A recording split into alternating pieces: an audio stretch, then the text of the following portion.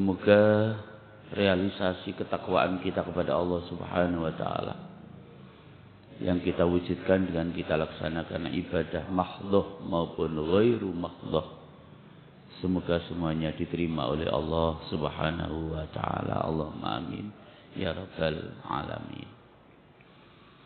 Salawat salam senantiasa kita haturkan kepada Rasulullah Muhammad sallallahu alaihi wasallam atas segala bimbingan, nasihat dan juga pengarahan serta pendidikan yang beliau berikan kepada kita sekalian, sehingga alhamdulillahirabbil alamin sampai pada kesempatan malam hari ini kita semuanya masih senantiasa bisa melakukan dan itba atau mengikuti sunnah-sunnah Rasulullah Muhammad sallallahu alaihi wasallam.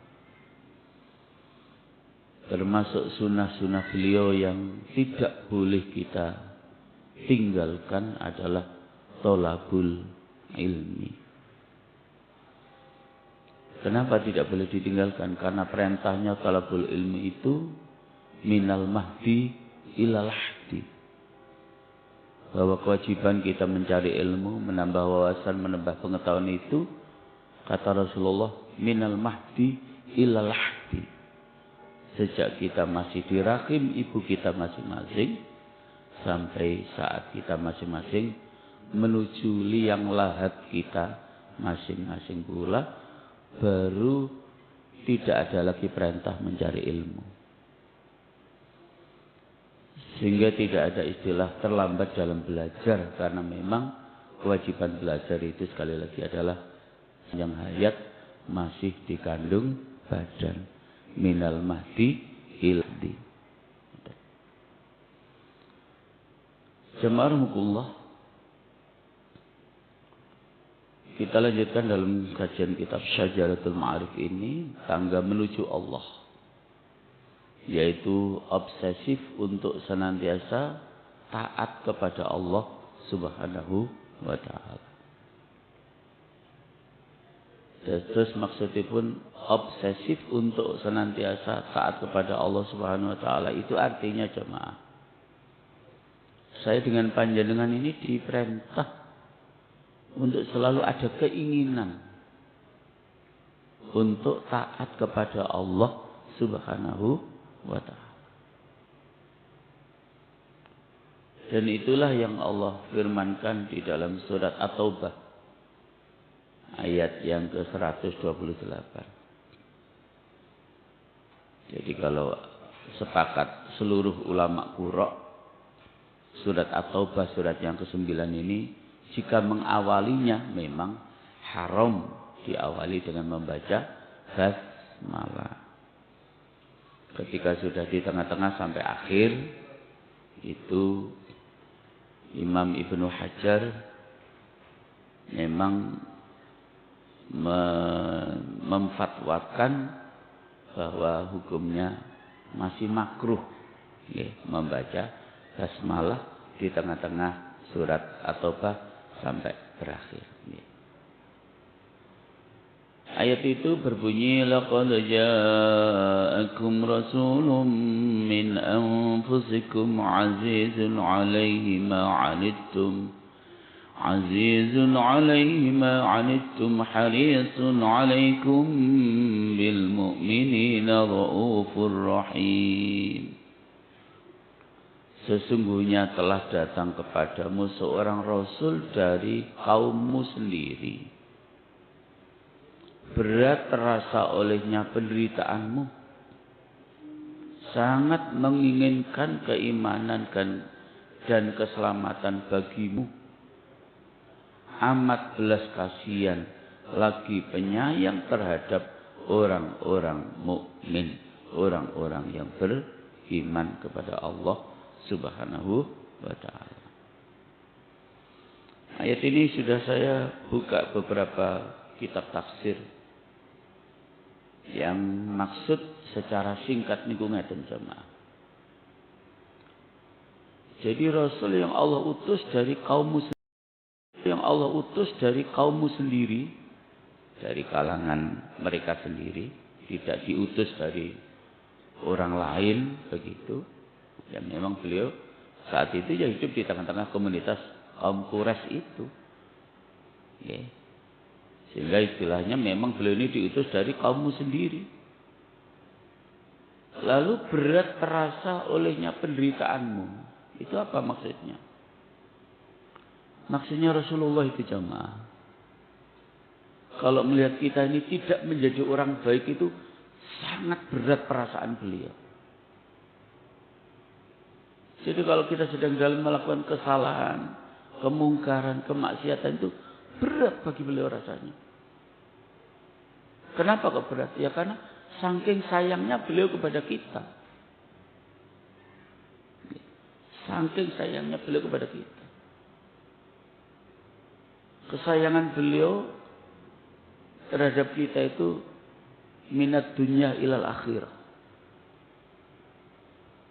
Sehingga nanti ketika para nabi dan rasul itu semuanya sudah duduk di kursinya masing-masing di dalam surga. Lalu Allah itu memeriksa. Kok masih ada kursi yang kosong ini satu ini? Lalu Allah bertanya pada para nabi dan rasul, ini kursinya siapa? Nabi dan rasul menjawab, kursinya Rasulullah Muhammad ya Allah. Kemana dia? Seperti masih di luar ya Allah, belum mau masuk ke dalam surga ini. Akhirnya Allah menemui beliau. Dan kemudian beliau ditanya, ngapain kamu enggak segera masuk? Itu sudah masuk semua Nabi Rasul. Iya ya Allah. Saya takut kalau saya nanti masuk, pintu surga sudah langsung ditutup, sementara masih ada umat saya yang belum masuk surga. Allahu Akbar.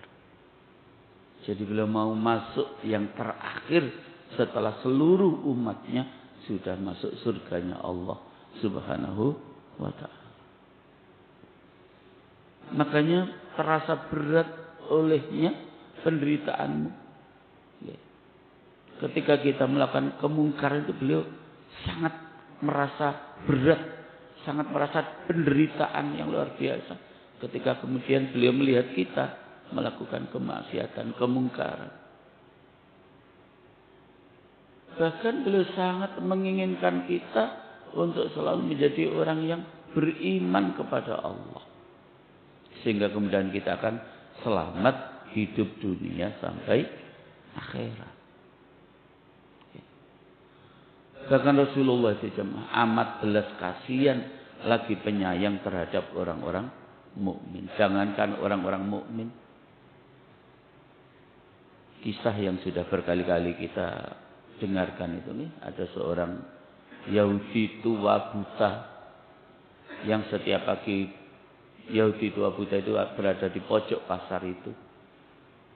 Dan setiap pagi pula Yahudi tua buta ini pidato, ceramah, saudara-saudara,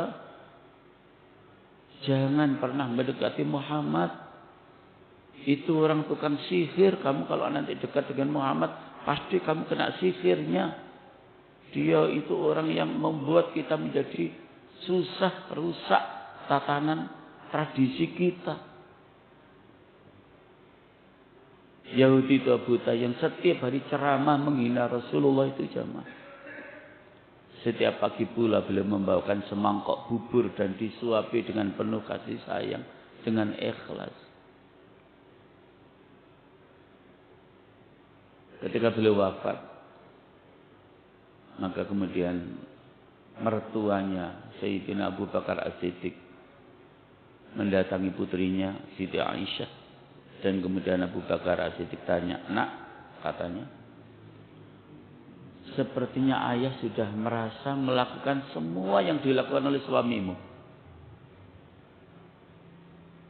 Tapi nak, katanya Sayyidina Abu Bakar, apakah masih ada yang ayah belum melakukan apa yang dilakukan oleh suamimu? Maksudnya ya Rasulullah. Sejenak Siti Aisyah berpikir, oh iya ayah, ada ayah yang ayah belum melakukannya. Memang apa? Rasulullah itu ayah setiap pagi membawakan semangkok bubur untuk menyuapi Yahudi tua buta yang berada di pojok pasar itu. Walaupun dia setiap pagi pula menghina Rasulullah, mengejek Rasulullah, menganggap Nabi tukang sihir, orang gila, dan lain sebagainya. Hanya itu nak. Sepertinya hanya itu yang ayah belum lakukan. Baik, kalau sekedar itu insya Allah ayah bisa melakukan. Hari pertama Abu Bakar menyuapinya, si Yahudi tua buta itu belum terasa kalau yang menyuapi bukan Rasulullah. Hari kedua mulai terasa. Ini kok yang menyuapi tidak seperti orang biasanya ya.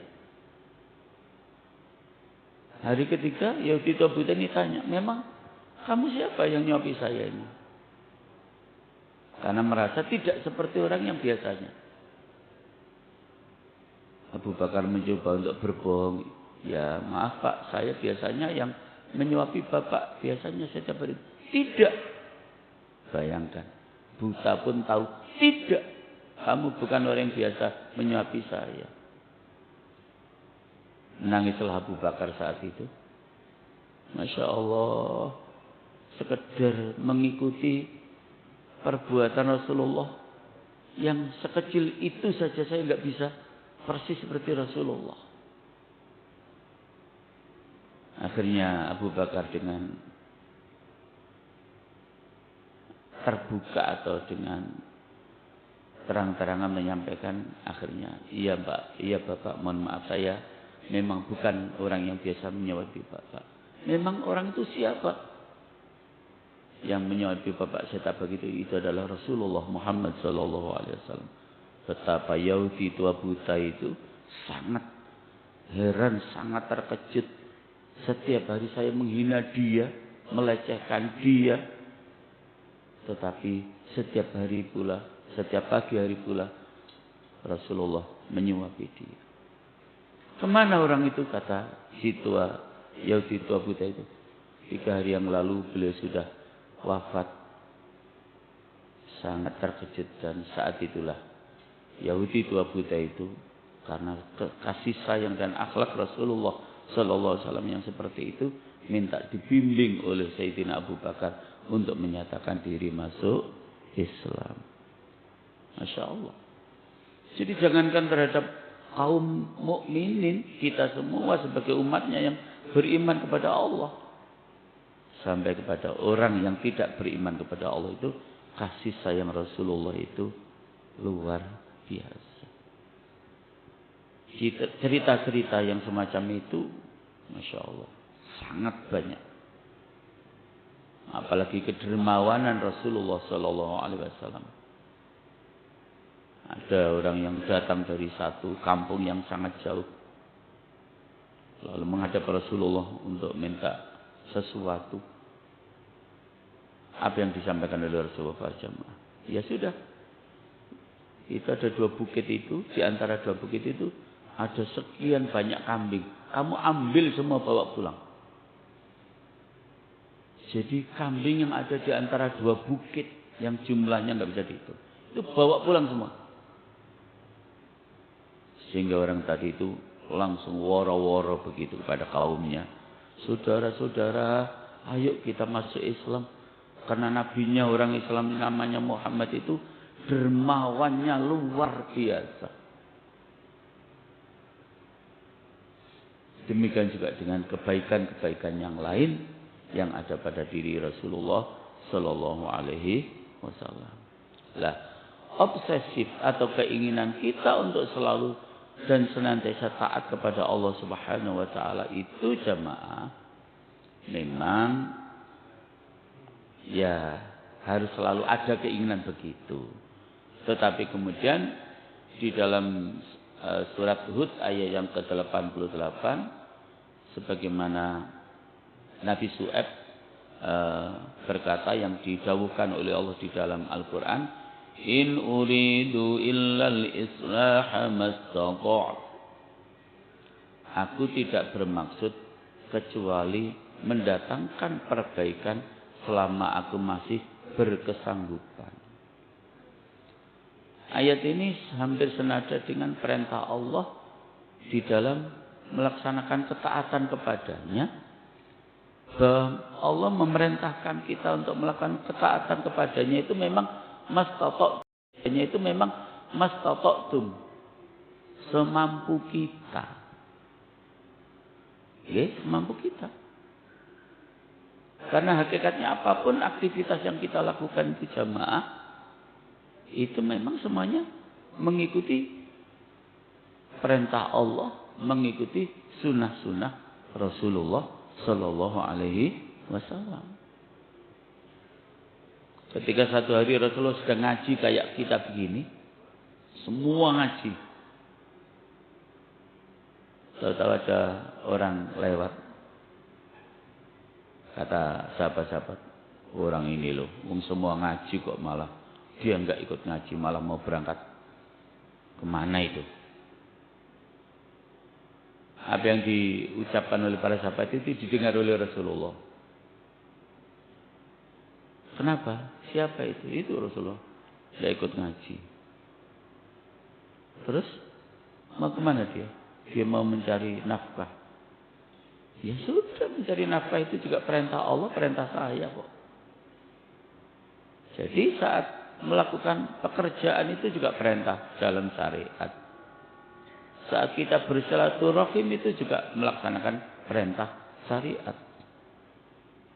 Saat kita harus melakukan ini dan itu semuanya hakikatnya adalah melaksanakan perintah Allah, mengikuti anjuran Rasulullah Sallallahu Alaihi Wasallam. Makanya kemudian istilahnya melakukan ketaatan itu mastata'tum, semampu kita. Kalau dalam praktek ibadah yang pokok dalam hidup ini yang namanya sholat niku jamaah, yang kuat berdiri wajib berdiri, nggak boleh duduk. Jadi kuat berdiri kok sholatnya duduk, nggak sah untuk sholat wajib. Lain dengan sholat sunnah ya. Kalau sholat sunnah itu kuat berdiri aras-arasan, terus lungguhai sah, tapi pahalanya dikurangi separuh. Itu bedanya sholat wajib dengan sholat sunnah. Nggak bisa berdiri duduk, nggak bisa duduk dengan tidur berbaring, nggak bisa tidur berbaring dengan tidur terlentang, nggak bisa dengan tidur terlentang. Ya sudah, dengan kemampuan kita sekedar niat saja, selama masih ada kesadaran tetap wajib sholat. Wong sudah diikat semua tangannya, ini diikat, dicublesi jarum, semua dipasang alat misalnya, tapi kok masih sadar, wajib niat sholat. Walaupun nggak bisa apa-apa, walaupun nggak bisa wudhu, walaupun nggak bisa tayamum. Itu mastata'tum namanya. Semampu kita untuk melakukan ketaatan kepada Allah Subhanahu wa Ta'ala. Makanya di dalam hadis riwayat Imam Muslim, hadis nomor 2664 dari sahabat Abu Hurairah, Rasulullah SAW bersabda yang artinya, carilah apa yang mendatangkan manfaat padamu dan bersemangatlah untuk itu. Jadi kita diperintahkan oleh Rasulullah untuk mencari apa saja yang bermanfaat untuk kita dan bersemangatlah untuk itu. Sesuatu yang manfaat itu pasti sesuatu yang baik untuk kita. Sesuatu yang manfaat itu berarti sesuai perintah Allah, perintah Rasulullah Sallallahu Alaihi Wasallam. Makanya kata Gus Baha itu, hidup ini tidak terlalu penting mau menjadi apa, nggak terlalu penting. Yang penting itu hanya satu. Dan beliau berdasarkan hadis Rasulullah Sallallahu Alaihi Wasallam, kata Rasulullah, khairun nas anfa'uhum linnas. Sebaik-baik manusia itu adalah manusia yang mampu memberikan manfaat yang sebesar-besarnya untuk orang lain. Itu manusia terbaik. Jika kita mampu memberikan manfaat untuk orang lain, ya, itu manusia yang terbaik menurut hadis Rasulullah Sallallahu Alaihi Wasallam. Jamarahumullah. Adapun obsesif yang tertinggi keinginan kita, yang tertinggi untuk taat kepada Allah Subhanahu wa taala itu, yang paling utama adalah bagaimana kita sampai pada ma'rifatullah. Betul-betul kita sudah mengenal Allah, dekat dengan Allah. Itu obsesif yang tertinggi, keinginan ketaatan kita kepada Allah. Jika kita sudah berada di tingkat ma'rifatullah, benar-benar sudah mengenal Allah. Nah, dalam kajian landasan akidah memang untuk memperkokoh kenal kita dengan Tuhan kita Allah Subhanahu wa taala itu jemaah, di antaranya kita harus mengenal Allah itu zat yang pencipta. Allah itu zat yang pengatur segala alur kehidupan makhluknya. Itu bedanya para jemaah antara Tuhan-Tuhan tauhid, Tuhan-Tuhan selain Allah, dan Tuhan yang namanya Allah. Itu bedanya di situ. Kalau Allah itu alladzi khalaqas samawati wal ardh. Kalau Allah itu Allahu khaliqu kulli syai'. Allah lah yang menciptakan segala sesuatu. Mereka yang pernah memproklamirkan diri sebagai Tuhan itu tidak pernah tercatat dalam sejarah bahwa mereka mampu menciptakan sekalipun seekor nyamuk. Ya, nyamuk itu tambah angel nggih. Mana paru-parunya, mana sarafnya, mana jantungnya. Orang sekecil itu. Masya Allah. Ya. Nah, Bapak Ibu berjamaah. Maka karena itu kemudian kita harus sedih jamaah. Ketika kita ini terlewatkan di dalam melakukan ketaatan kepada Allah. Jadi kita harus sedih jamaah kalau terlewatkan untuk tidak melakukan ketaatan kepada Allah. Kita harus sedih. Karena apa para jamaah? Karena kalau kita ini tidak maksimal di dalam melakukan ketaatan kepada Allah, sekalipun nanti kita di akhirat itu dimasukkan surganya Allah Subhanahu wa taala, ternyata di surga Allah itu nanti jamaah masih banyak orang yang menyesal. Di surga masih menyesal, Ustaz. Nggih. Kenapa? Ya karena saat masih hidup di dunia seperti kita sekarang ini, merasa kurang maksimal dan optimal di dalam melaksanakan ketaatan kepada Allah. Walaupun tadi mastata'tum ketaatan itu semampu kita memang. Karena semua yang kita lakukan itu adalah merupakan realisasi ketaatan kita kepada Allah tadi, bekerja. Ya, itu taat kepada Allah karena itu perintah.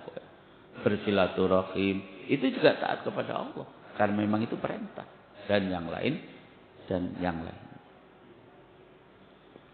Nah, sebuah ayat jemaah juga di dalam surat At-Taubah ayat 92. Allah Subhanahu wa taala dawuh, "Wala 'alal ladzina idza ma atauka litahmilahum qulta la ajidu ma ahmilukum 'alaihi."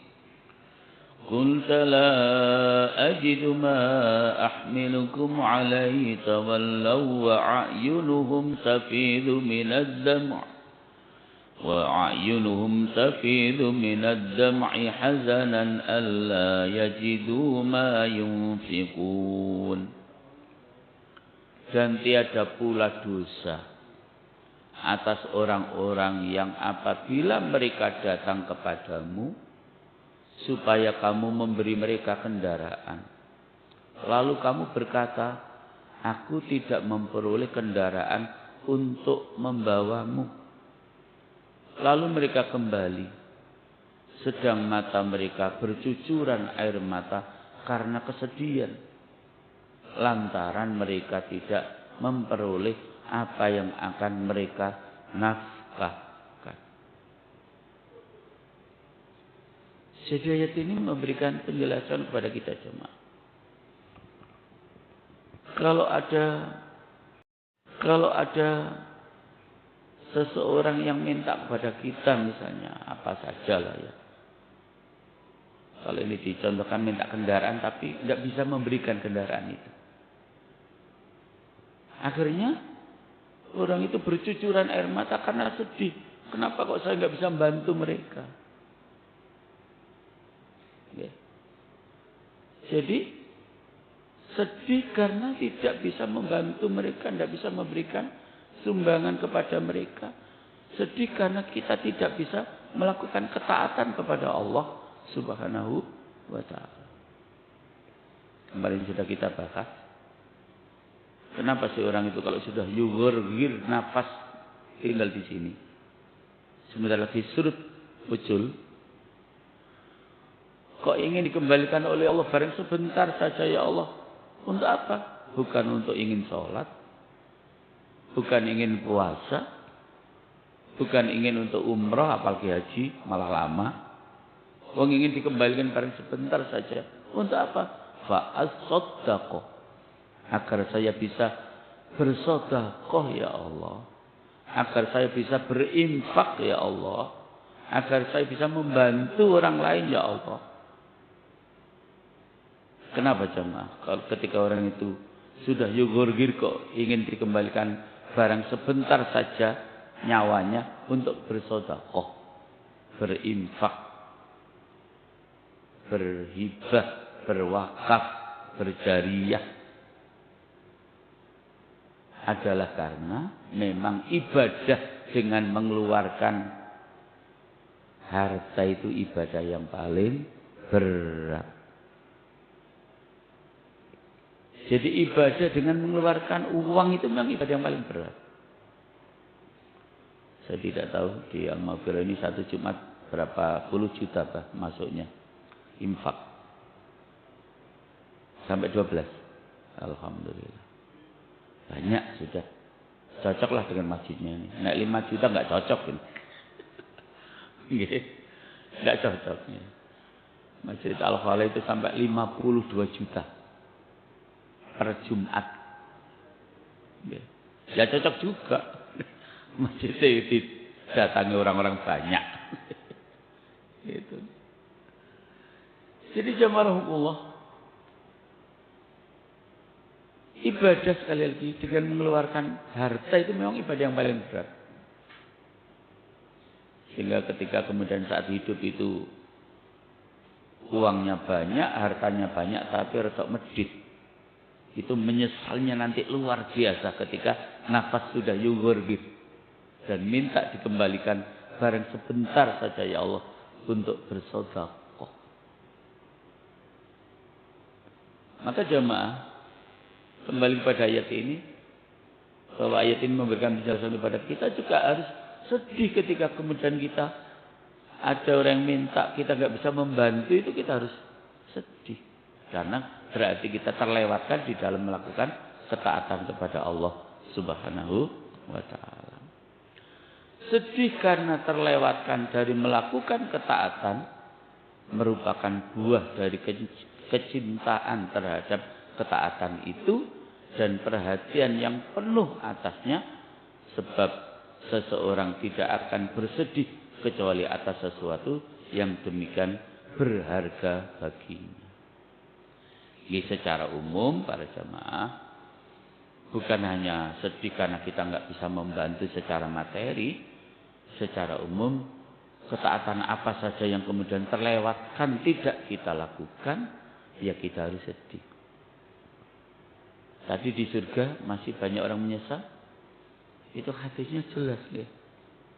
Jadi laisa yatahassaru ahlul jannah ala syai'in illa ala sa'atin marrat bihim lam yadhkurullah azza wa jalla fiha. Tidak ada yang menyebabkan penduduk surga itu menyesal luar biasa kecuali saat masih hidup di dunia berlalu satu waktu. Hanya berlalu satu waktu. Yang berlalunya satu waktu itu tidak dipergunakan untuk berzikir kepada Allah Azza wa Jalla di dalamnya. Jangan bayangkan. Berlalu satu waktu, lalu berlalunya waktu itu tidak kita pergunakan untuk melakukan ketaatan kepada Allah, termasuk zikir kepada Allah. Walaupun kita nanti di akhirat masuk surga masih cukup menyesal. Kenapa? Ya karena kenikmatan surga niku bertingkat-tingkat. Persis gambarnya seperti kita hidup di dunia ini. Dulu kita belum punya motor, kita bilang wis elek-elek pokoknya duwe. Itu kan awalnya. Ternyata ketemu temannya, motornya kok bagus, pasti kepengin seperti itu kita. Ketemu teman yang lain lagi, lebih bagus lagi, pasti kita kepengin lagi seperti itu. Dan begitu seterusnya. Begitu pula kenikmatan di surga itu bertingkat-tingkat. Makanya kemudian berkali-kali saya sampaikan, kalau kita berdoa kepada Allah untuk memohon surganya, apa petunjuk Rasulullah? Mohonlah jannatul firdaus. Surga firdaus. Surga yang kata anak muda, surga yang top markotop. Jangan minta surga yang ndek-ndekan, jangan. Itu perintah Rasulullah. Soal minta jannatul firdaus kok nanti Allah memberikan bawahnya, alhamdulillah. Oke. Jadi perintahnya minta surga itu mintalah yang jannatul firdaus. Terus monggo mulai sak menika kita lebih serius begitu, merasa sedih, merasa susah jika satu saat terlewatkan kita tidak melakukan ketaatan kepada Allah Subhanahu wa taala. Makanya salah satu daripada hal yang biar kita ini tidak rugi jamaah, ya, maka kita harus selalu melakukan yang namanya mu'aqobah terhadap diri sendiri, memberikan sanksi terhadap diri sendiri ketika kita lewat tidak melakukan ketaatan, atau bahkan ketika kita terlanjur melakukan kemaksiatan. Apa sanksi untuk diri kita sendiri? Apa? Memang memberikan sanksi untuk orang lain itu perbuatan dan pekerjaan sangat mudah. Tapi coba memberikan sanksi terhadap diri sendiri, itu perbuatan yang amat sangat sulit, yang amat sangat berat. Kalau hari ini atau malam ini saya terlewat tidak membaca Al-Quran, apa gantinya? Kalau malam ini nanti kita terlewat tidak tahajud, apa gantinya? Mu'aqobah terhadap diri sendiri, memberikan sanksi terhadap diri sendiri. Itu pekerjaan yang sangat sulit, tapi harus dilatih. Ya, kalau nggak bisa duha besok pagi, apa gantinya? Mungkin sedekah kepada orang lain 10.000 atau berapa. Pokoknya jangan sampai ada yang merugikan diri kita. Apalagi usia-usia kita yang sudah tidak terlalu muda lagi ini jemaah. Mau kemana kita? Tidak ada yang mau kemana-mana kecuali pasti menuju liang lahat kita masing-masing. Sementara kita juga sudah sangat memahaminya para jemaah, bahwa syarat mati itu jemaah tidak menunggu tua, tidak menunggu sakit. Jadi tidak mesti mati itu menunggu tua, tidak mesti mati itu karena sakit dulu, tidak mesti. Ada yang masih berkelana, bergembira, happy-happy. 1 jam setelah itu sok mati. Ya apapun sebabnya lah. Ya pasti semuanya itu likulli syai'in sababa. Setiap sesuatu itu pasti ada sebabnya. Oh, tahu-tahu jantungnya kumat misalnya, tahu-tahu gitu.